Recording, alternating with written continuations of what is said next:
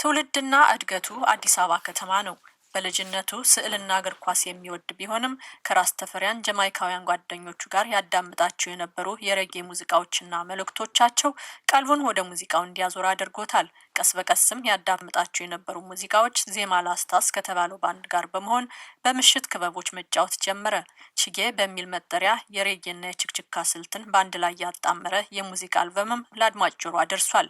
የዛሬው የመዝናኛ ዝግጅት እንግዳችን የሬጌ ሙዚቃ አቀንቃኙ ድምፃዊ ኃይሌ ሩትስ። ትከታተሉን ዘንድ በአክብሮት እንጋብዛለን።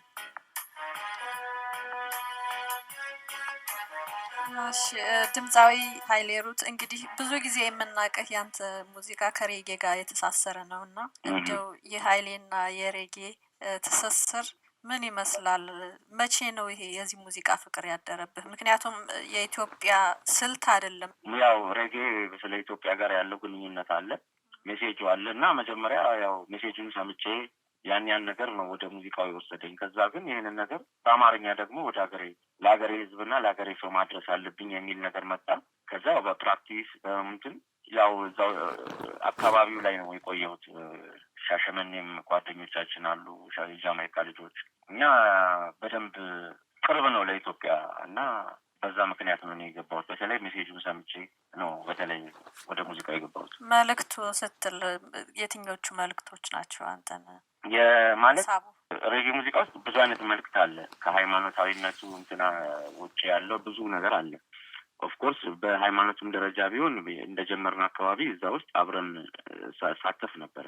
ግን በኋላ ላይ ሞር ደግሞ ፖዚቲቭ ስለ ፍቅሩ፣ ስለ አንድነቱ፣ ስለ ታሪካችን፣ ስለ ማንነታችን ያለውን ነገር እሱ ጋር ሞር እንደ ኢትዮጵያዊነቴም እኛ የራሳችን የሆነ እንግዲህ የምናውቀው የራሳችን መንገድ አለ፣ የራሳችን ባህል አለን፣ የራሳችን ሃይማኖት አለን እና መጨረሻ ላይ ወደዛ ውስጥ መተን ከዛ ከሬጌ ውስጥ ያለውን ደግሞ ፖዚቲቭ ነገር ወደዚህ አምጥተን ነው ከዛ ሙዚቃ የሰራሁት። ኢቭን አልበሙን ስሰራ ከሰማሻቸው መልእክቶቹ ብዙዎቹ ፖዚቲቭ ናቸው፣ የእኛን ህይወት የሚመለከቱ ናቸው እና ከዛ ውስጥ ሌላውን ነገር የሚመለከተኝን ነገር ብቻ በመውሰድ ነው በዛ ውስጥ የቀጠልኩት። ችጌ የሚለው አንድ ላይ አጋብቼው ነው ችክችካና ሬጌ የሚል ነገር በአንድ ወቅት ስትናገር ሰምቼ ነበርና እንዴት ነበር እሱ ነገር? ያው ኢትዮጵያ የራሷ የሆነ ባህል እና የራሷ የሆነ ሙዚቃ ያላት ናት እና እኛ ደግሞ ሬጌ ነው የምንጫወት የነበረው። ስለዚህ ምንድነው አንድ ወቅት ላይ የራሴን የሚገልጸኝን ነገር ደግሞ እዚህ ውስጥ አድርጎ ለመሄድ አሰብኩና ከኤልያስ ጋር ሆነን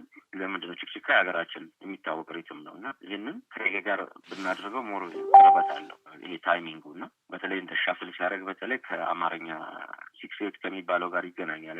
ይህን ነገር ወደ ሬጌ ጨምረንበት ለምን ችጌ ብለን ነው እንደዚህ አንሰራም የሚል ሀሳብ መጣ እና ኤልያስ ነው ሙዚቃውን የሰራው። ግን አሁን ሞር በሱ ፕሮጀክት ላይ አተኩረን ሙዚቃዎች እየሰራን ነው፣ ነገሩንም ለማስተዋወቅ በደንብ እንደዛ እያደረግን ነው እና ችጌ ማለት ያው ችክችካና ሬጌ ማለት ነው፣ አንድ ላይ የሁለቱ ስልት አንድ ላይ ሆኖ ማለት ነው። ስለ ልጅነት የምታነሳበት አንድ እንትን አለ። የብዙዎቹን ኢትዮጵያውያን አስተዳደግ እና ህይወት የሚቃኝ ልጅነቴ የሚል አለ። ልጅና መጣና ድቅና የሚለው ሙዚቃ እና የኃይሌ አስተዳደግ የኃይሌ ልጅነት ሙዚቃው ላይ እንዳለው ነው እንደ አብዛኞቻችን ኢትዮጵያውያን። አፈር መፍጨት አለ፣ ቅጠል። በጣም አዲስ አበባ ነው እንግዲህ እንግሊዝ ኤምባሲ ነው ያደግኩት። የተወለድኩት አፍንጮ በር ነው። ሰፈር ውስጥ እንዲሁም አስቸጋሪ ነበርኩ ልጅ እያለሁ በጣም በትክክል እንደ ማንኛውም ልጅ በቃ ሰፈር ውስጥ ነው ያደግኩት እና ይመለከተኛል በደንብ። ግን ያው ዋናው የሱ ሙዚቃ ልጅ ከልጅነትም በላይ የልጅነት ልቦና እንዲኖረን ነው ማለት ልጅ እያለን ተንኮል የለንም እና ልክ ስናድግ እሱን ነገር ይማራል ልቦናችን እና ክፋትን ስናድግ ነው የምንማረው እና ሞርባድ እንደዛ ትልቅ ሆነን የልጅነት ልቦና ቢኖረን የሚል ነው።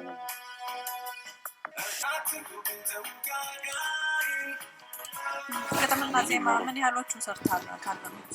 አንደኛው ጨው ለራስሽ ከሚለው ውጪ የኔ ነው። ሙዚቃ እንዴት ነበር የጀመርከው? አንዳንዶች በልጅነት እድሜ ከትምህርት ቤት ይጀምራሉ፣ አንዳንዶች ሙዚቃ ከማዳመጥ ይጀምራሉ እና ያንተ የሙዚቃ አጀማመር እንዴት ነበር? እስኪ ወደኋላ ልመለስ።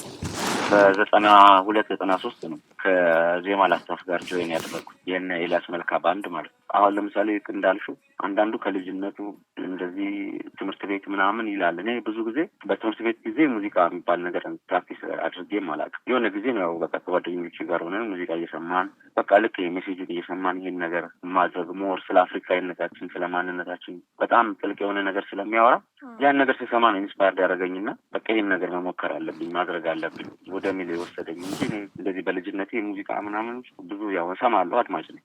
ከዛ ውጭ ብዙ እንትን አልነበረኝም። የሬጌ ስሜት ነው ወደ ሙዚቃው እንድትሳብ ያደረገው እንዲያመጣኝ።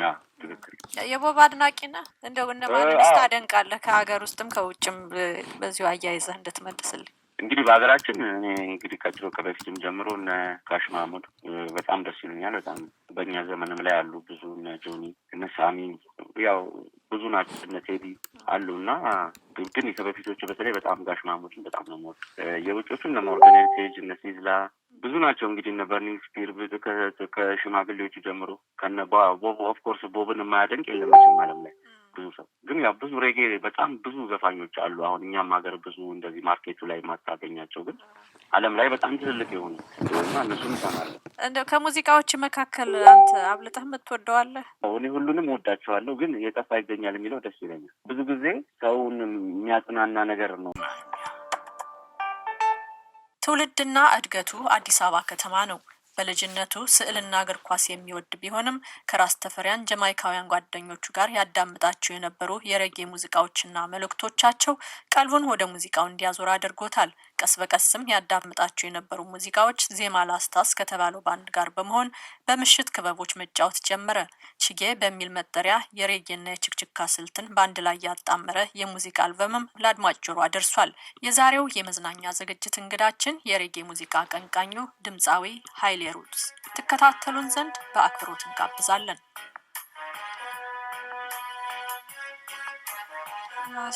ድምፃዊ ኃይሌ ሩት፣ እንግዲህ ብዙ ጊዜ የምናውቅህ ያንተ ሙዚቃ ከሬጌ ጋር የተሳሰረ ነው እና እንደው የኃይሌና የሬጌ ትስስር ምን ይመስላል? መቼ ነው ይሄ የዚህ ሙዚቃ ፍቅር ያደረብህ? ምክንያቱም የኢትዮጵያ ስልት አይደለም። ያው ሬጌ ስለ ኢትዮጵያ ጋር ያለው ግንኙነት አለ፣ ሜሴጁ አለ እና መጀመሪያ ያው ሜሴጁን ሰምቼ ያን ነገር ነው ወደ ሙዚቃው የወሰደኝ። ከዛ ግን ይህንን ነገር በአማርኛ ደግሞ ወደ ለሀገሬ ሕዝብና ለሀገሬ ሰው ማድረስ አለብኝ የሚል ነገር መጣ። ከዛ በፕራክቲስ በምንትን ያው እዛው አካባቢው ላይ ነው የቆየሁት። ሻሸመኔም ጓደኞቻችን አሉ የጃማይካ ልጆች።